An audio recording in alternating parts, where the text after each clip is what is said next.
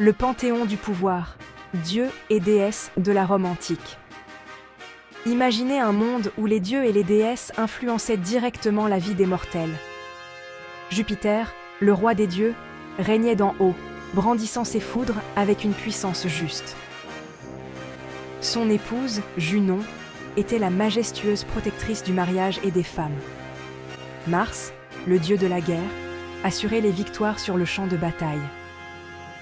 Minerve, la déesse de la sagesse et de la stratégie, guidait leurs esprits et aiguisait leur intellect. Chaque aspect de la société romaine, de l'agriculture à l'amour, était placé sous l'œil vigilant de leur divinité. Abonnez-vous à la chaîne pour approfondir le monde captivant de la Rome antique. Un nouveau dieu dans l'Empire. Les semences du christianisme sont semées. À mesure que l'Empire romain s'étendait, son paysage religieux s'enrichissait. Parmi ces nouveaux venus se trouvait une petite secte apparemment insignifiante de Judée, le christianisme. Cette nouvelle foi, centrée sur un seul Dieu tout-puissant et son Fils, Jésus-Christ, contrastait fortement avec les croyances polythéistes de Rome. Les premiers chrétiens, avec leur message d'amour, de pardon et de salut, étaient une anomalie dans le monde romain. Leurs croyances monothéistes, leur refus d'adorer l'empereur romain comme un dieu, étaient perçus comme une contestation directe de l'autorité de Rome. Cette religion naissante, cependant, exerçait une étrange fascination. Elle offrait quelque chose que les dieux romains traditionnels ne pouvaient pas offrir: le salut personnel et la promesse de la vie éternelle. Vous en voulez plus? Restez avec nous pour explorer ce choc des idéologies. La foi persécutée, le sol romain trempé de sang. La réaction romaine à cette religion florissante fut rapide et brutale. Les chrétiens furent déclarés ennemis de l'État, leurs croyances considérées comme une superstition dangereuse. Ils furent soumis à d'horribles persécutions. Pourtant, plus ils étaient persécutés, plus leur foi semblait se renforcer. Le sang des martyrs devint la semence de l'Église. Si vous aimez ce format de vidéo, n'oubliez pas de liker et de partager.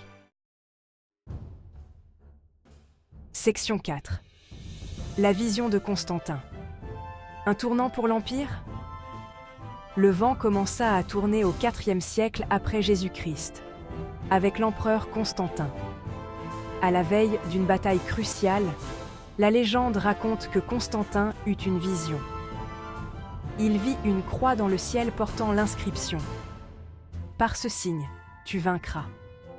Inspiré par ce signe divin, Constantin mena son armée à la victoire et devint le seul maître de l'Empire romain.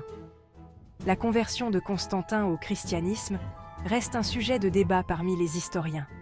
Quelles que soient de ses motivations, l'édit de Milan de Constantin en 313 après JC marqua un tournant dans l'histoire du christianisme.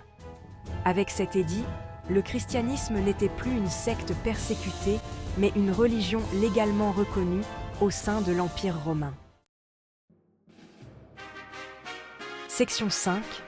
L'ascension de l'Église, des catacombes aux basiliques. Avec le soutien impérial, l'ascension du christianisme fut fulgurante. Les églises, autrefois reléguées à l'obscurité des catacombes, s'élevèrent désormais dans toute leur splendeur à travers l'Empire. La grandeur de l'architecture romaine fut mise à profit pour créer de magnifiques basiliques, symboles de la puissance nouvelle de l'Église. L'Église, autrefois une communauté dispersée de croyants, se dota d'une structure hiérarchique avec des évêques, des prêtres et des diacres. Le christianisme n'était plus seulement une religion, il était en train de devenir un empire dans l'Empire. L'Empire romain, autrefois uni sous le règne de ses empereurs et de ses dieux, était désormais une terre divisée par la foi. Section 6. Un héritage forgé dans la foi. La marque indélébile du christianisme. L'histoire de la conversion de l'Empire romain au christianisme n'est pas une simple histoire de remplacement. C'est une histoire d'adaptation, d'assimilation et, finalement, de transformation. Le monde romain, avec ses systèmes juridiques, ses structures administratives et son héritage culturel, a profondément façonné le développement de la foi chrétienne. Et qu'en est-il de ces anciens dieux romains? Ils n'ont pas complètement disparu. Ils survivent dans notre art, notre littérature et même dans les noms de nos jours de la semaine. Merci de vous être joints à nous pour ce voyage dans le temps. Si vous avez trouvé fascinante cette exploration de la religion romaine et de l'essor du christianisme, pensez à liker et vous abonner à notre chaîne pour découvrir d'autres histoires captivantes du monde antique.